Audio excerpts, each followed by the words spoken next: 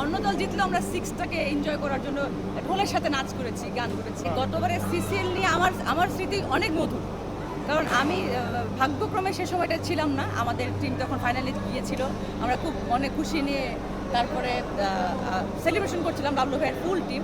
But যতটুকু ফেসবুকে দেখেছি আসলে হয়তো বাইরের কিছু মানুষজন এসে আমাদের মানে নামটা বেশি খারাপ করার চেষ্টা করছে। যেহেতু মানে আমরা একটা জিনিস খেয়াল করবেন, একটা আর্টিস্টের লাইফটা অনেক বেশি উজ্জীবিত, অনেক বেশি ওপেন।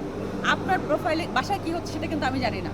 আমার বাসায় কী হচ্ছে, আমি কি পরিধান করছি বা অন্য কোনো আর্টিস্ট কী পরিধান করছে, ও কারোর সাথে ঝগড়া করলো কিনা, সেটা কিন্তু বেশি এক্সপোজ হয়ে যায়। তো যদি একটু তর্ক বিতর্ক থাকে সেটা মনে করেন একটু মাশাআল্লাহ আপনারা অনেক মশলা দিয়েও একটু বাড়ায় দেন। বাট আমাদের কিছু কিছু মানুষ আছে যারা হচ্ছে নিজেদের নাম নিজেরা খারাপ করতে পছন্দ করে। সবার ঘরেই মারামারি ঝগড়াঝাটি হয়, তো এটাকে একটু বেশি করে যারা ওখানে ছিল না তারা একটু বেশি বাড়তি করে এটাকে বাইরে বলাভাবে প্রচার করেছে।